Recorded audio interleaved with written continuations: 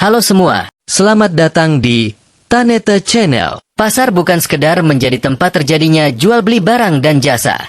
Lebih dari itu, di Indonesia ada banyak pasar tradisional yang ternyata memiliki pemandangan unik, dan bisa dikatakan ini adalah pemandangan yang tidak biasa. Tidak biasa di sini tak hanya lokasinya yang berada di atas sungai ataupun di tengah hutan, tetapi juga cara penjual dan pembeli dalam bertransaksi. Bagi Anda yang suka dengan hal unik, like dulu video ini. Dan inilah pasar paling unik di Indonesia.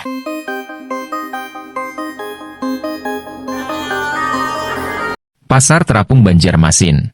Kota Banjarmasin merupakan kota yang dikenal dengan jumlah sungai yang sangat banyak. Tidak mengherankan jika kota ini memanfaatkan keberadaan sungai-sungai tersebut untuk berbagai keperluan termasuk juga mendirikan pasar. Pasar yang terletak di Sungai Kuin, salah satu anak sungai Barito ini dapat Anda capai dalam 10 menit berkendara dari pusat kota Banjarmasin. Mirip dengan aturan berkunjung ke pasar pada umumnya. Datanglah pagi-pagi sekali, karena kalau kesiangan sedikit, jangan harap Anda bisa merasakan serunya tawar-menawar ajab-ajab, karena dilakukan di atas perahu klotok yang bergoyang, karena pasar Muara Kuin tutup pukul 9 pagi. Bukan barang yang dijual yang menjadi daya tarik utama pasar ini, melainkan sensasi unik dari proses berbelanjanya. Anda bisa datang ke sini hanya sekedar sarapan, karena di pasar Muara Kuin terdapat klotok yang khusus menjual menu sarapan khas Banjar. Bayangkan nikmatnya menyantap soto Banjarnan asli di atas Sungai Barito yang terkenal itu. Pasar Bisu di Sumatera Barat. Sumatera Barat mengajarkan para pedagang pasar dan pembeli yang bisu untuk saling mengetahui isi hati masing-masing tanpa banyak bicara. Bagaimana caranya? Tentu saja bukan dengan telepati, tetapi dengan menggunakan tradisi yang disebut marosok. Selama transaksi, pedagang dan pembeli akan menggunakan jari mereka untuk membicarakan harga, tidak perlu menggunakan suara. Ketertarikan penjual dan pembeli menggunakan bahasa isyarat ini, mengingat harga yang ditawarkan tidak diketahui banyak orang. Jika Anda ingin ke sini, perlu diketahui bahwa pasar ini tidak buka setiap hari, melainkan hanya hari Selasa saja. Plus, siapkan tangan dan kepekaan hati untuk membaca bahasa isyarat para pedagang di sana. Pasar Papringan, Jawa Tengah. Sekitar 100 meter dari Dusun Ngadiprono, Desa Ngadimulyo, Kecamatan Kedu, Kabupaten Temanggung, Jawa Tengah, ada tempat wisata yang kini menjadi tujuan utama pelancong di Jawa Tengah.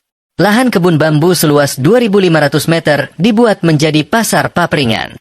Pasar Papringan Temanggung merupakan destinasi wisata baru yang seakan mengajak pengunjung kembali ke masa lampau masyarakat Jawa. Seperti kita memasuki mesin waktu.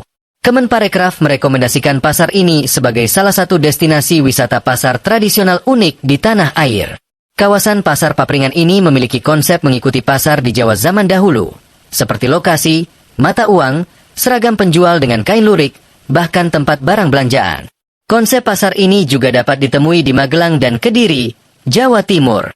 Pasar Papringan Temanggung dibentuk dan dikelola pemuda Dusun Ngadiprono yang tergabung dalam komunitas Mata Air, sebuah komunitas yang peduli akan upaya konservasi lingkungan.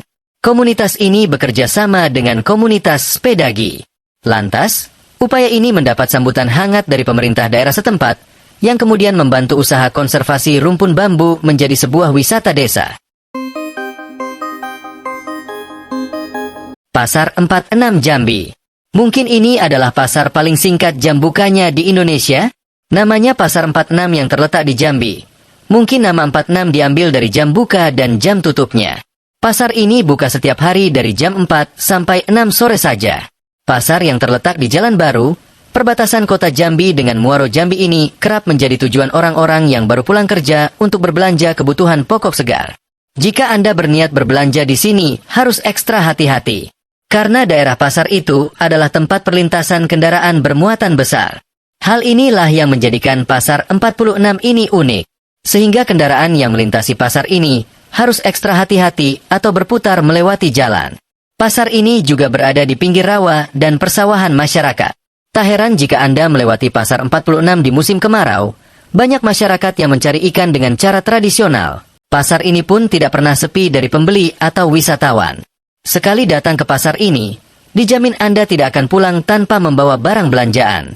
Beberapa barang dagangan yang dijajakan khas bumi Melayu yakni buah-buahan, sayur-sayuran, duku, ikan sungai, belut, udang, dan masih banyak lagi.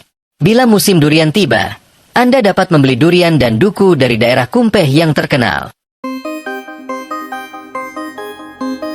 Pasar Bolu Toraja. Meski namanya mirip nama kue, tetapi di pasar ini sama sekali tidak menjual kue. Komoditas utama di pasar ini adalah kerbau. Pasar Bolu adalah sebuah pasar yang berada di poros Rantepao Palopo Bolu Toraja Utara. Untuk menuju pasar Bolu ini tidak sulit karena tempatnya yang strategis dan mudah dijangkau oleh kendaraan umum. Anda cukup membutuhkan waktu sekitar 10 menit untuk menempuh perjalanan 2 km dari kota Rantepao. Setelah itu Anda akan menemui pepohonan yang tumbuh subur dan bisa menjadi tontonan segar Anda dari jendela kendaraan umum yang Anda naiki. Pasar unik di Toraja ini buka setiap hari dari jam 7 sampai 6 sore. Namun dari ke-6 hari dalam seminggu tersebut, ada satu hari yang dinamakan Hari Pasaran. Di hari pasaran tersebut, Anda akan menjumpai banyak kerbau dengan berbagai jenis. Pasar tradisional ini oleh masyarakat diberi julukan sebagai pasar kerbau terbesar sedunia, karena paling sedikit terdapat 500 ekor yang diperjualbelikan dalam pasar dengan harga bervariasi mulai dari 14 juta rupiah hingga ratusan juta rupiah, tergantung jenis dan variasinya.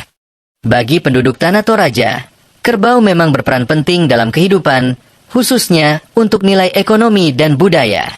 Kerbau menurut mereka merupakan lambang kemakmuran. Jadi tidak heran kalau saat upacara kematian atau rambu solo pasti mengorbankan kerbau. Pasar Klitikan Yogyakarta. Berbeda dengan pasar-pasar sebelumnya yang menjual bahan pokok atau lainnya, Pasar Klitikan di Yogyakarta justru menjual beragam barang bekas dan antik. Tak heran jika pasar ini jadi surganya bagi para kolektor atau mereka yang ingin berburu barang thrifting. Selain pasarnya yang unik, tempat ini juga sangat pas bagi kamu yang ingin berburu spot foto ala retro. Barang-barang yang dijual pada pasar ini terdapat pembaruan tiap harinya. Hal ini terjadi karena di pasar ini banyak juga yang menjual barang antiknya ataupun penjual yang mencari barang antik melalui komunitas yang ia ikuti. Tak hanya barang antik dari Indonesia saja yang dapat ditemukan di pasar ini. Barang-barang dari luar negeri juga bisa ditemukan. Harga yang ditawarkan pun bermacam-macam, tergantung dari barang tersebut. Harga yang paling murah pada uang kuno, sedangkan barang yang harganya cukup mahal adalah barang yang relatif sulit dicari. Pasar Kaget Wamena. Kalau pasar lainnya berada di tempat yang ramai dengan aksesnya yang mudah, pasar satu ini justru terletak di tengah hutan. Mayoritas pedagang di pasar ini berasal dari suku Dani yang menjajakan barang dan kerajinan tradisional mereka. Buat yang pengin berkunjung ke sini, kamu membutuhkan pemandu biar diarahkan ke rute terbaik dan tidak tersasar. Pasar Kaget di Wamena ini menjual barang-barang khas Wamena seperti sarung, kalung, hingga tombak. Harga barang di pasar ini bervariasi, mulai dari 200.000 hingga 400.000. Namun ternyata tak hanya barang-barangnya yang unik, eksotisme Wamena juga menggemparkan pasar, yang disebabkan oleh suku Dani yang menjual pakaian khas Papua. Sudah lokasinya di tengah hutan, penjualnya nyentrik, barang-barangnya unik, tentu sangat menantang untuk dijelajahi.